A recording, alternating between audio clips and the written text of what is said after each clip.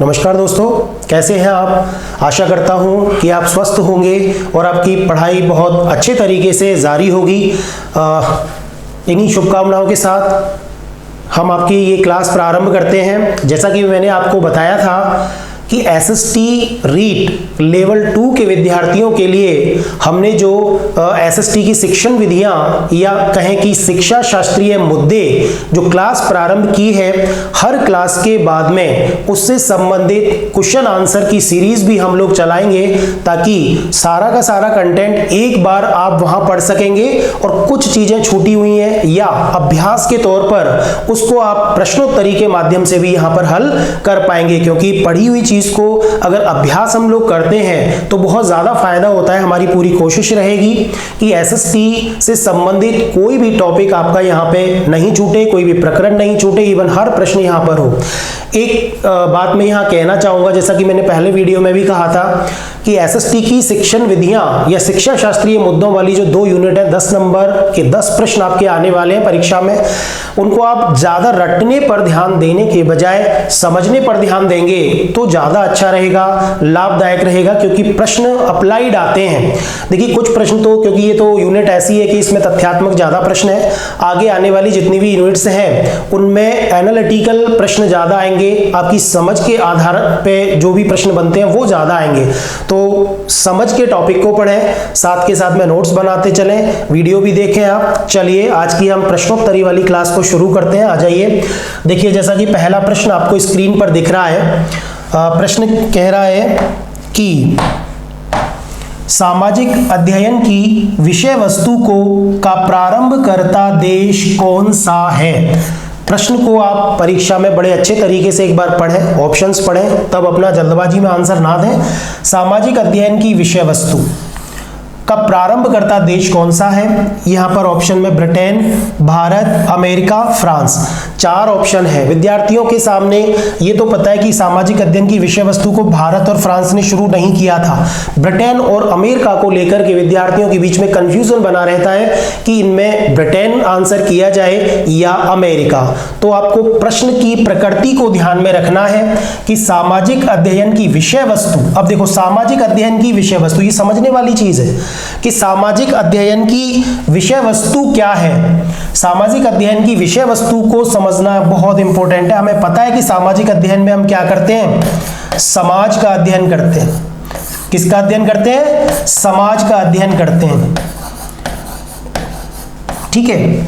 अब क्योंकि ब्रिटेन में पहली बार सामाजिक अध्ययन से संबंधित यानी कि समाज का अध्ययन किया जाने लगा, लेकिन अमेरिका में 1892 में सामाजिक अध्ययन का विधिवत प्रारंभ किया गया हर स्तर पर। हर स्तर का मतलब स्कूल और कॉलेजेस, सब में सामाजिक अध्ययन। कॉलेजेस में इसको ह्यूमैनिटीज कहा जाता है और स्कूल के स्तर पर इसको सोशल स्टडी कहा जाता है। हर स्तर यानी प्रारंभिक, अब स्कूल में भी कौन सा, प्राइमरी लेवल, सेकेंडरी लेवल और हायर सेकेंडरी लेवल, इन तीनों स्तर पर 1892 में अमेरिका में विधिवत प्रारंभ किया गया था। लेकिन प्रश्न कह रहा है कि सामाजिक अध्ययन की विषय वस्तु का प्रारंभ करता देश, इसलिए यहां पर आपका ऑप्शन ब्रिटेन रहेगा। जैसा कि हमने क्लास में देखा था कि ब्रिटेन में समाज को लेकर के विद्यालयों में पढ़ाई शुरू हो गई थी। सामाजिक अध्ययन विषय नहीं पढ़ाया, पर समाज के बारे में बच्चों को पढ़ाया जाने लगा, क्योंकि 19वीं शताब्दी में सामाजिक अध्ययन विषय का महत्व इतना बढ़ गया कि वहां के विद्यालयों में समाज के बारे में बच्चों को पढ़ाया जाने लगा। लेकिन कोई विधिवत प्रारंभ नहीं था, सीधे सीधे सामाजिक अध्ययन की विषय वस्तु को कह सकते हैं कि समाज का अध्ययन वहां पर किया जाने लगा था। तो इसका आंसर रहेगा ब्रिटेन। चलिए अगला प्रश्न देखते हैं। देखिए दूसरा प्रश्न, सामाजिक अध्ययन का एक विषय के रूप में प्रारंभ सर्वप्रथम कब और कहां हुआ। देखो बहुत अच्छा प्रश्न है। पिछले वाले प्रश्न में ब्रिटेन और यूएसए यानी अमेरिका में कंफ्यूजन था, यहां सामाजिक अध्ययन का एक विषय के रूप में प्रारंभ सर्वप्रथम का हुआ। अब विषय के रूप में बात कर रहा है, यहां सामाजिक अध्ययन की विषय वस्तु नहीं कह रहा, यहां कह रहा है सामाजिक अध्ययन को एक सब्जेक्ट के रूप में कहां पढ़ाया जाने लगा। 500 ईसा पूर्व यूनान, 1892 ईस्वी अमेरिका, 1911 ब्रिटेन और 1916 अमेरिका। देखिए यहां पे वैसे तो स्पष्ट पता चल रहा है, हमने अगले पिछले क्वेश्चन में देखा था कि 1892 अमेरिका में सोशल स्टडी को यानी एसएस को एक विषय के रूप में प्रारंभ कर दिया था हर स्तर पर, प्राइमरी, सेकेंडरी और हायर सेकेंडरी लेवल पर। तो आंसर तो यहाँ पे 1892 अमेरिका होगा, ठीक है।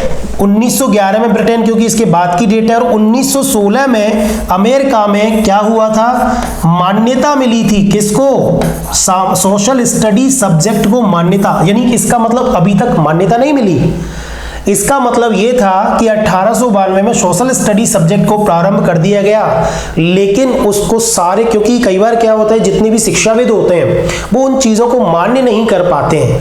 एक दौर चला था 1920 से लेकर के 1950 के बीच में अमेरिका में, उस समय तो स्वर्णकाल कहा जाता है सोशल स्टडी के लिए अमेरिका को, अमेरिका के समय को। लेकिन 1892 में एक विषय के रूप में सर्वप्रथम प्रारंभ यहां हुआ। अगर ये प्रश्न होता कि सामाजिक अध्ययन का एक विषय के रूप में मान्यता कहां मिली, कब मिली, तो आंसर होता 1916 अमेरिका। लेकिन यहां पर प्रश्न है विषय के रूप में सर्वप्रथम कब और कहां, 1892 ईस्वी यूएसए या अमेरिका में सामाजिक अध्ययन को पढ़ाया जाने लगा था। ठीक है, चलिए अगले प्रश्न पे चलते हैं।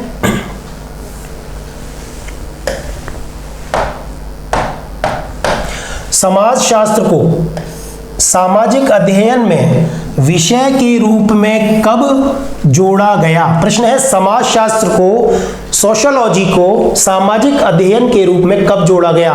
देखिए कितनी मजे की बात है कि सामाजिक अध्ययन समाज का अध्ययन करता है, लेकिन समाजशास्त्र उसमें प्रारंभ में था ही नहीं। इसलिए इस बात के महत्व को देखते हुए समाजशास्त्र को बाद में जोड़ा गया था। ऑप्शन 1916, 1918, 1911, 1892। क्लास में हमने देखा था, बताइए आप क्या रहेगा आंसर। ये जो डेट्स हैं, 1916 में सोशल स्टडी को मान्यता मिली, 1911 में ये समाजशास्त्र जो प्रश्न पूछा गया है, यहां समाजशास्त्र विषय को जोड़ा गया था। एक कमेटी की सिफारिश पर, अभी प्रश्न आने वाला है आगे, तो समाजशास्त्र विषय को जोड़ा गया था किसमें, सोशल स्टडी में। हालांकि सबसे महत्वपूर्ण बात, और 1892 में यूएसए अमेरिका में सोशल स्टडी प्रारंभ हुई, पढ़ाई सोशल स्टडी की। हालांकि प्रारंभिक देश ब्रिटेन था। देखिए समाजशास्त्र, इस समाजशास्त्र विषय की शुरुआत 1838 ईस्वी में ऑगस्टस कॉम्टे द्वारा की गई थी। समाजशास्त्री थे, इन्होंने पहली बार समाजशास्त्र के सिद्धांतों की बात की थी। हमने क्लास में आपको बताया था सामाजिक अध्ययन और समाजशास्त्र दोनों अलग अलग चीजें। सामाजिक अध्ययन क्या करता है, समाज का अध्ययन करता है, लेकिन ये समाज का अध्ययन केवल सैद्धांतिक नहीं करता, बल्कि समाज का अध्ययन करने के बाद में व्यवहारिक रूप से उनका क्या उपयोग होगा, एक व्यक्ति को कैसे सुनागरिक बनाया जा सकता है, एक व्यक्ति के अंदर कैसे व्यवहारिकता लाई जा सकती है, कैसे सामाजिकता के गुणों का विकास किया जा सकता है, या एक लाइन में कह दें कि कैसे व्यक्ति का और समाज का सर्वांगीण विकास किया जा सकता है, वो काम होता है सामाजिक अध्ययन का। लेकिन समाजशास्त्र क्या करता है, शास्त्र नियमों की जानकारी देता है कि मानव का विकास कैसे कैसे किन परिस्थितियों में किन सिद्धांतों पर हुआ। वो हमें व्यवहारिक ज्ञान नहीं देता है। व्यवहारिक ज्ञान देने के लिए वर्तमान में यानी 19वीं और 20वीं शताब्दी में सोशल स्टडी विषय की इंपॉर्टेंस बहुत ज्यादा है, और वर्तमान में भी सोशल स्टडी विषय की बहुत ज्यादा महत्ता बढ़ गई है। इसलिए सोशल स्टडी के विद्यार्थियों को बड़ा संभल करके, मतलब एक टीचर भी बनने जा रहे हैं आप, बहुत सारी चीजों को ध्यान में रखना पड़ेगा। ठीक है, तो इस प्रश्न का समाजशास्त्र को सामाजिक अध्ययन में विषय के रूप में कब जोड़ा गया, इसका सही आंसर है 1911 कमेटी ऑफ 10 की सिफारिश पर। ठीक है, तो इस प्रश्न का उत्तर आपको मिल गया है। चलिए अगले प्रश्न पे चलते हैं। प्रश्न नंबर 4, सामाजिक अध्ययन को व्यवस्थित एवं स्वतंत्र विषय के रूप में मान्यता कब मिली? देखिए बहुत अच्छा प्रश्न है। जैसा कि अभी हम बात कर रहे थे कि सामाजिक अध्ययन को व्यवस्थित एवं स्वतंत्र विषय, देखिए शब्दों पे ध्यान देना है। सारे प्रश्न मतलब पढ़ा हुआ सब कुछ होता है, थोड़ी सी जल्दबाजी हमें बिल्कुल 1-2 नंबर से पीछे रख सकती है परीक्षा में। व्यवस्थित और स्वतंत्र विषय के रूप में हम अभी पढ़ते आ रहे हैं इतनी देर से 1915, 16, 17, 18 4 ऑप्शन है। 1916 में यानी कह रहे हैं ना हम स्वतंत्र विषय के रूप में मान्यता, स्वतंत्र विषय के रूप में मान्यता मिली थी भाई 1916 में। स्वतंत्र विषय माना गया था किसको? सोशल स्टडी को। यानी कि अब मान लिया यस कि सोशल स्टडी अपने आप में एक विषय है। जैसे कि अब तक लोग समाजशास्त्र, भूगोल, अर्थशास्त्र, साइंस, गणित, मैथ्स वगैरह इन सारे विषयों को जैसे पढ़ते आ रहे थे, तो वर्तमान में 20वीं शताब्दी में पहली बार यानी 1916 के महत्व को कैसे रेखांकित करेंगे आप? 1916 का वो वर्ष है जब सामाजिक अध्ययन विषय को मान्यता मिली एक स्वतंत्र विषय के रूप में। इंपॉर्टेंट प्रश्न है, ध्यान रहे। हालांकि ये अमेरिका से ही संबंधित है, ये अमेरिका में ही क्रांति चल रही थी। मैं बता रहा था आपको कि 1920 से लेकर के और 1950 तक का जो समय है वो एसएस विषय के लिए क्या माना जाता है? स्वर्ण काल माना जाता है, गोल्डन एरा माना जाता है भाई। क्योंकि इसमें बहुत सारे दार्शनिकों ने, शिक्षा शास्त्रियों ने, इवन समाजशास्त्री, भूगोलवेत्ता सबने इतना इंपॉर्टेंस दिया सामाजिक अध्ययन को कि ये बहुत महत्वपूर्ण विषय, और वर्तमान में भी सोशल स्टडी बहुत महत्वपूर्ण विषय माना जा रहा है। क्योंकि पढ़ाई के साथ साथ एक व्यक्ति में व्यवहारिकता, एक अच्छा नागरिक बनना, उत्तम नागरिकता विकास करना, सर्वांगीण गुणों का विकास करना, नैतिक रूप से उसको विकसित करना, ये सबसे बड़ी जिम्मेदारी होती है। इस विषय की जिम्मेदारी और इस विषय के शिक्षक की जिम्मेदारी। चलिए अगले प्रश्न पे चलते हैं। 5वां प्रश्न, सामाजिक अध्ययन की विषय वस्तु में समाजशास्त्र को 1911 में किस कमेटी की सिफारिशों पर जोड़ा गया? अच्छा प्रश्न है, पढ़ लिया हमने, अभी बताया था पिछले प्रश्न में कि सामाजिक अध्ययन में की विषय वस्तु में समाजशास्त्र सोशल स्टडी को 1911 में जोड़ा। ये तो हमें पता चल गया। Committee of Woods, committee of Tan, committee of Duff, committee of Lawrence. तो सीधा सा प्रश्न है, कमेटी ऑफ टैन की सिफारिश पर। अब देखिए ये भी एक तरह से कमेटी ऑफ 10 का नाम आती है, विद्यार्थियों में एक बहुत ही मतलब कंफ्यूजन की स्थिति बन जाती है। कमेटी ऑफ 10 का नाम आती, एक तो दिमाग में शब्द आता है ब्रिटेन की, इसकी स्थापना ब्रिटेन में हुई या इसकी स्थापना अमेरिका या यूएसए में हुई। इस तरह का कंफ्यूजन बना रहता है विद्यार्थियों में। आप लोग जो है थोड़ा ऑथेंटिक किताबें भी पढ़ें। ज्यादातर जगह इसमें ब्रिटेन गाइडों में, पुस्तकों में और कई यूट्यूब पे भी अपन सर्च करते हैं या कहें कि हम गूगल पे सर्च करते हैं तो ब्रिटेन भी दिया जाता है और अमेरिका भी। लेकिन आपको ध्यान रखना पड़ेगा कि कमेटी ऑफ 10 यानी 10 सदस्य थे इसमें, और इस कमेटी ऑफ 10 की स्थापना हुई थी 1892 में अमेरिका में। ठीक है, अमेरिका में 1892 में कमेटी ऑफ 10 इसलिए कहा जाता है क्योंकि इसमें 10 सदस्य थे, इसलिए कमेटी ऑफ 10 की स्थापना 1892 में। इसने अपनी सिफारिशों को कब दिया? 1894 में इसने अपनी सिफारिशें प्रस्तुत कर दी। लेकिन इसकी सिफारिशों के आधार पर 1911, देखिए सन भी याद रखना है, 1911 में समाजशास्त्र को सामाजिक अध्ययन की विषय वस्तु में शामिल किया गया। काफी लंबा समय लगा, आपको याद रखना है। 1992 अमेरिका 10 सदस्यीय समिति 1994 में रिपोर्ट पेश की थी और 1911 में इसकी सिफारिशों के आधार पर, कमेटी ऑफ 10 की सिफारिशों के आधार पर समाजशास्त्र को जोड़ा गया था एक विषय के रूप में सोशल स्टडी में। चलिए अगले प्रश्न पे चलते हैं। हाँ, देखिए भारत में सामाजिक अध्ययन की शुरुआत सर्वप्रथम किस राज्य में हुई? अब भारत के संदर्भ में जैसे ही नाम आता है तो हर बच्चे के सामने सबसे पहले मुदालियर आयोग ध्यान आता है कि भाई मुदालियर आयोग, ठीक है, मुदालियर आयोग ने काम किया बहुत अच्छा। पर क्योंकि पहली बार आपको ध्यान देना पड़ेगा अंग्रेजों के काल से कि कब से अंग्रेजों के समय में, या आप तो वैदिक काल से ही देख लीजिए, हालांकि ये अपना विषय नहीं है, सोशल स्टडी से संबंधित अगर अपन बात करें तो पहला ध्यान हमारा गांधी जी की बेसिक शिक्षा पे जाता है, ठीक है। लेकिन यहाँ हम बात कर रहे हैं कि किस राज्य में सर्वप्रथम सामाजिक अध्ययन की शुरुआत हुई। केरल, राजस्थान, पंजाब, महाराष्ट्र। तो आपका उत्तर रहेगा पंजाब। 1949 में, यानी कि आजादी के तुरंत बाद, आजादी से पहले सोशल स्टडी पर अपने भारत में कोई ज्यादा काम नहीं हुआ। कुछ लोगों ने बीच बीच में बताया था पर कोई इतने फेमस नहीं रहा कोई काम।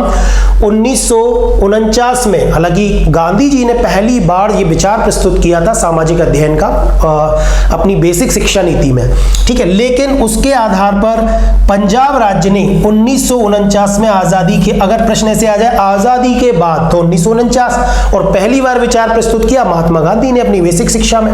तो भारत में सामाजिक अध्ययन की शुरुआत सर्वप्रथम किस राज्य में? पंजाब राज्य में इसकी शुरुआत हो चुकी थी। पंजाब राज्य ने अपने स्तर पर ही इसकी शुरुआत की थी, भारत की केंद्र सरकार की तरफ से कोई निर्देश नहीं थे, इन्होंने शुरुआत की 1949 में। फैक्चुअल क्वेश्चन है, याद रखना है। अगले प्रश्न पे चलते हैं। प्रश्न नंबर 7 देखिए, भारत में बेसिक शिक्षा की शुरुआत करने के लिए विचार देने वाले दार्शनिक कौन थे? प्रश्न को ध्यान से देखना। बेसिक शिक्षा की शुरुआत, जिसको नई तालीम भी कहा जाता है या बुनियादी शिक्षा, तो इसके और नामों से परिचित होते हैं। पहले इसको बुनियादी शिक्षा कहा जाता है, इसका दूसरा नाम है नई तालीम, नई तालीम कहा जाता है, और बेसिक शिक्षा भी इसको कह दिया जाता है। पहली बार, जैसा कि हमने अभी बताया था, कि महात्मा गांधी ने इस विचार को प्रस्तुत किया था, क्योंकि गांधी जी जानते थे कि केवल तथ्यात्मक जानकारी किसी व्यक्ति के सर्वांगीण विकास में उसकी पूर्ति नहीं करती है। उसको चाहिए कि वो भावनात्मक और क्रियात्मक, यानी ज्ञानात्मक, भावात्मक और क्रियात्मक तीनों स्तर पर व्यक्ति का सर्वांगीण विकास होना चाहिए। इसलिए गांधी जी के इस बेसिक शिक्षा के सिद्धांत में ये तीनों सिद्धांत, जिनकी हम चर्चा कर चुके हैं और करेंगे आगे भी, ज्ञानात्मक, भावात्मक और क्रियात्मक, ये कौशल हैं, ये कौशल हैं। इनका पहली बार वर्गीकरण BS Bloom, Benjamin S Bloom ने किया था। पहली बार इनका वर्गीकरण ज्ञानात्मक, यानी केवल ज्ञानात्मक जानकारी, भावात्मक, एक व्यक्ति को मूल्यों को भी विकसित करना चाहिए, उसको एक अच्छा नागरिक होना चाहिए, उसको किसी दूसरे के लिए मददगार होना चाहिए, उसको सहयोगी होना चाहिए, सहिष्णु होना चाहिए। ये सारी बातें उसको भावात्मक रूप से विकसित करती हैं व्यक्ति को। क्रियात्मक पक्ष की अपन बात करें तो गांधी जी ने कौशल विकास हेतु भी काम किया था, कि केवल ऐसा नहीं कि पढ़ लिख करके ज्ञान बहुत आपने प्राप्त कर लिया, लेकिन बात अगर खेत में काम करने की आए तो आप कहेंगे हमें तो कुछ आता ही नहीं है। तो अब देखो, नई शिक्षा नीति 2020 जो लागू हुई है, उसमें क्रियात्मक पक्ष पर बहुत ज्यादा बल दिया जाने लगा है, और छोटी क्लासेस से ही बागवानी इत्यादि के विषयों को प्रारंभ किया गया है, ताकि बच्चे में वो सारी चीजें पहले से ही डेवलप हो, ताकि बड़ा होकर के उसको किसी भी प्रकार की परेशानी ना हो। तो इसलिए बेसिक शिक्षा की शुरुआत करने में के लिए विचार देने वाले दार्शनिक थे महात्मा गांधी। पाठ्यक्रम में शामिल 4H में कौन शामिल नहीं है? 4H पाठ्यक्रम में 4H का सिद्धांत है, इसमें कौन सा शामिल नहीं है? हार्ट, हेल्थ, हेड और हैंड। ये देखिए, ये इसमें हार्ट का मतलब होता है दिल, हृदय, हेल्थ स्वास्थ्य, हेड यानी दिमाग, इसको सीधे सीधे ज्ञान से जोड़ सकते हैं आप, और हैंड यानी हाथ यानी क्रिया। ये देखिए, ये हार्ट जो है ये भावनात्मक पक्ष की बात करता है, ये ज्ञानात्मक, ये क्रियात्मक। तो ये स्वास्थ्य वाला जो कंसेप्ट है ये इस 4H में शामिल नहीं है, ठीक है। इसलिए इस प्रश्न का उत्तर रहेगा हेल्थ, ठीक है। अगले प्रश्न पे चलते हैं। प्रश्न नंबर 9, किस आयोग की सिफारिशों में 1955 से लेकर आज तक भारतीय विद्यालयों में सामाजिक अध्ययन को पढ़ाया जा रहा है? कौन से आयोग ने सिफारिश की थी? तब से 1955 से लेकर पढ़ाया जा रहा है। फेमस आयोग है, देखो, राधा कृष्णन आयोग, कोठारी आयोग, मुदालियार आयोग, राममूर्ति आयोग। इन आयोगों के बारे में हम क्लास में चर्चा कर चुके हैं, ज़्यादा वक्त नहीं लेंगे। मुदालियार आयोग इसका आंसर है, जिसकी शुरुआत 1852-53 में लक्ष्मण स्वामी मुदालियर की अध्यक्षता में यह आयोग बनाया गया था और पहली बार सामाजिक अध्ययन विषय पर भारत में चर्चा करने वाला आयोग था, जिसको माध्यमिक शिक्षा आयोग भी कहा जाता है, क्योंकि माध्यमिक शिक्षा के लिए था ये, पूरी तरह से माध्यमिक शिक्षा पर इसको सिफारिश देनी थी, इसलिए इसको माध्यमिक शिक्षा आयोग कहा जाता है। और उसके बाद में आपको पता है, मुदालियर आयोग के बाद में कोठारी आयोग आया था। कोठारी आयोग 1964 में, 64 से 66 तक इस कोठारी, दौलत कोठारी की अध्यक्षता में बना था। ये ड्रास्टिक चेंज करने वाला, भारत में सामाजिक अध्ययन शिक्षा को लेकर के, या कहें कि पूरी शिक्षा व्यवस्था में आमूलचूल परिवर्तन करने के लिए कोठारी आयोग। लेकिन प्रारंभिक तौर से शुरुआत जिसने की थी वो मुदालियर आयोग था, जिसने सामाजिक अध्ययन के शुरू करने की बात की थी और 1955 से ज्यादातर राज्यों ने इसको प्रारंभ कर दिया था। हालांकि 1949 में पंजाब पहले ही शुरू कर चुका था, पर एक विधिवत तौर पर मुदालियर आयोग ने ऐसा प्रस्ताव दिया था। चलिए अगले प्रश्न पे बात करते हैं। 10वां प्रश्न, यह कथन किसने कहा कि मनुष्य को मनुष्य का अध्ययन करना चाहिए? अब ये तो कोई यूनानी ही हो सकता है। देखिए, वैसे इसमें प्लेटो, अरस्तु, सुकरात यूनानी है सारे। तो मनुष्य को मनुष्य का अध्ययन करना चाहिए, ये विचार पहली बार सुकरात ने दिया था। क्योंकि आपको पता है, शिक्षण विधियों में जब भी अपन सुकरात को पढ़ते हैं तो प्रश्नोत्तरी विधि और इनका एक कथन कि मैं इतना जानता हूं कि मैं कुछ नहीं जानता, ये दो कथन है उनके।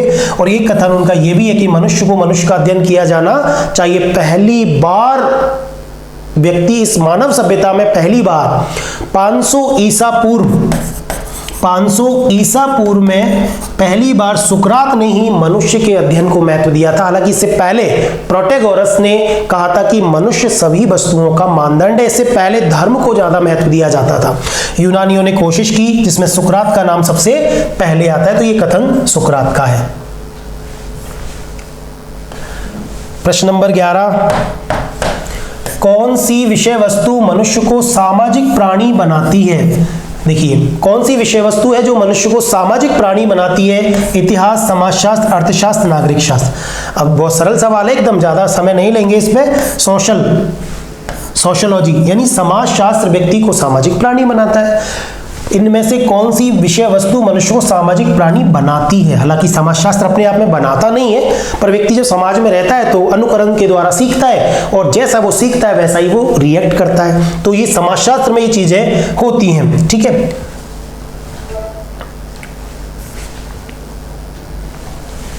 प्रश्न नंबर 12, देखिए, सबसे पहले किसने कहा था कि मनुष्य एक सामाजिक प्राणी है? सामाजिक प्राणी बनाती समाजशास्त्र है। और पहले ये कथन किसने दिया? सबसे पहले सुकरात ने तो बोल दिया था कि मनुष्य को मनुष्य का अध्ययन करना चाहिए। लेकिन सुकरात के शिष्य प्लेटो और प्लेटो के शिष्य थे अरस्तु। अरस्तु का ये कथन है कि मनुष्य एक सामाजिक प्राणी है और वह समाज में ही रह सकता है। ठीक है, इसलिए बहुत महत्वपूर्ण बात कही थी। ये समझो कि आप मनुष्य के बारे में और समाज के बारे में अध्ययन शुरू नहीं हुआ, पर उनके विचार आने लग गए थे कि एक व्यक्ति, एक मनुष्य को समाज में रहकर ही वो अपने आप का विकास कर सकता है, जंगल में रह के नहीं कर सकता। इसलिए अरस्तु याद रखें, इसमें फैक्चुअल प्रश्न है। अगला प्रश्न, सामाजिक विज्ञान का घटक है। देखिए, इतिहास, नागरिक शास्त्र, भूगोल और उपर्युक्त सभी। समाजशास्त्र तो इसमें है भी नहीं कहीं। और सामाजिक विज्ञान की अगर बात आती है तो सामाजिक विज्ञान सोशल साइंस को बोलते हैं। हम अपनी क्लास में पढ़ेंगे आगे कि सामाजिक विज्ञान और सामाजिक अध्ययन में क्या अंतर है, ये सारी चीजें। लेकिन इससे पहले सामाजिक विज्ञान का घटक ये इतिहास। देखिए, सामाजिक विज्ञान यानी कि विज्ञान क्या होता है? एक साइंस होता है। साइंस में चीजों का क्रमबद्ध अध्ययन किया जाता है। तो इतिहास क्या करता है? क्रमबद्धता का ज्ञान है कि भाई कैसे कैसे कैसे विकास शुरू हुआ, कैसे कैसे सभ्यताएं आगे बढ़ी और कहां तक हम पहुंचे। ऐसी नागरिक शास्त्र सिविक्स, वो हमें सिविक्स यानी कि नागरिक गुणों का विकास करता है कि कैसे नागरिक बना और वर्तमान में किस तरह की व्यवस्थाओं में हम लोग रह रहे हैं। ऐसी ज्योग्राफी, भूगोल भी। तो इसका मतलब उपर्युक्त सभी सारा के सारे सब्जेक्ट इसमें सामाजिक विज्ञान के घटक है। ज्योग्राफी भी हमें भौगोलिक पूरी उसकी जानकारी देता है कि किस तरह कौन सा मौसम, किस तरह जलवायु रहती है, क्या प्रभाव पड़ते हैं जलवायु पर, किस तरह के सिद्धांत हैं ज्योग्राफी के, वो सारी चीजें हम यहाँ पढ़ते हैं। फैक्चुअल प्रश्न है। अगले प्रश्न पे चलते हैं। सामाजिक ज्ञान शब्द का सर्वप्रथम प्रयोग किसने किया था? देखिए, जनरल नॉलेज जिसकी अपन बात करते हैं, सामाजिक ज्ञान, सोशल नॉलेज या जनरल नॉलेज, ये सामाजिक ज्ञान शब्द का प्रयोग जॉन डीवी, किलपैट्रिक, मॉरिसन और विलियम हंट। सबसे पहले जॉन डीवी ने सामाजिक ज्ञान शब्द का सर्वप्रथम प्रयोग किया था। ठीक है, ये सामाजिक ज्ञान शब्द का प्रयोग किया था। फैक्चुअल प्रश्न है। हालांकि जॉन डीवी को प्रोजेक्ट मेथड के लिए जाना जाता है। प्रोजेक्ट मेथड दिया था उन्होंने और उसकी कार्यान्विति करी थी किलपैट्रिक ने, यानी कि इस प्रोजेक्ट मेथड पे प्रयोग में लाने का श्रेय किलपैट्रिक को, जबकि प्रोजेक्ट मेथड का जो विचार, जो सिद्धांत था, वो दिया था जॉन डीवी ने। तो इसका आंसर रहेगा जॉन डीवी। अच्छा प्रश्न है, फैक्चुअल है, याद रखेंगे।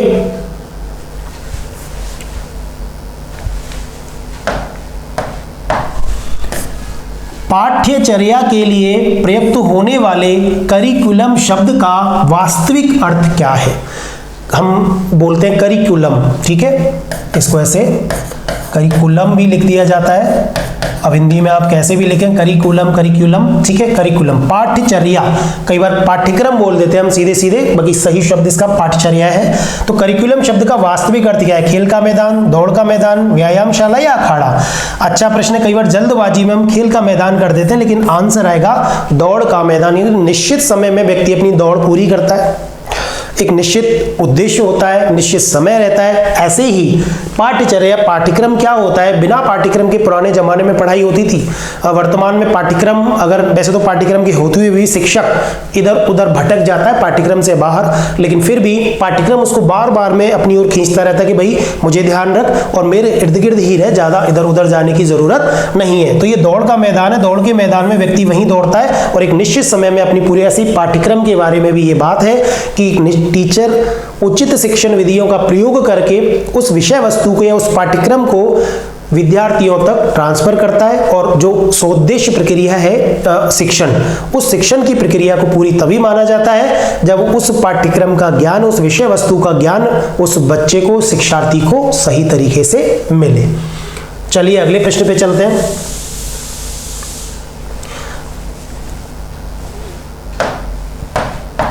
प्रश्न नंबर 16, सामाजिक विज्ञान का शिक्षण किया जाता है प्राथमिक स्तर पर, माध्यमिक स्तर पर, ए और बी दोनों, यानी प्राथमिक और माध्यमिक दोनों, और इनमें से कोई नहीं। अभी तो आप जैसे शिक्षक बनने जा रहे हैं सभी, और आप किताबें सबने खरीदी रखी है एनसीईआरटी की, जो राजस्थान बोर्ड और सीबीएसई में चलती है। आपको पता ही होगा कि सामाजिक विज्ञान का शिक्षण कौन से स्तर पर किया जाता है। बच्चे ज्यादातर ये माध्यमिक, देखिए प्राथमिक स्तर का मतलब होता है कि पहली से लेकर के और 8वीं तक की क्लास, और माध्यमिक का मतलब होता है 9 से लेकर के 12। हालांकि 9 से ये 9 और 10 होता है, यहाँ उच्च माध्यमिक हो जाता है 10 से और 12 उच्च माध्यमिक, ठीक है। तो यह प्राथमिक और माध्यमिक ये दोनों स्तर पर, यानी पहली क्लास से लेकर के और 10वीं क्लास तक का 10 वर्षीय पाठ्यक्रम जो है वो दोनों स्तर पर जारी किया जाता है। इसलिए प्रश्न रहेगा सी, ए और बी दोनों इसमें सही है। सोशल स्टडी पहली और दूसरी में पढ़ाया जाता है भाषा के रूप में, गणित और हिंदी की भाषाएं चलती हैं, और यहाँ बड़ी क्लास में यानी तीसरी क्लास के बाद में इसको आगे भी पढ़ाया जाता है, ठीक है। अगला प्रश्न,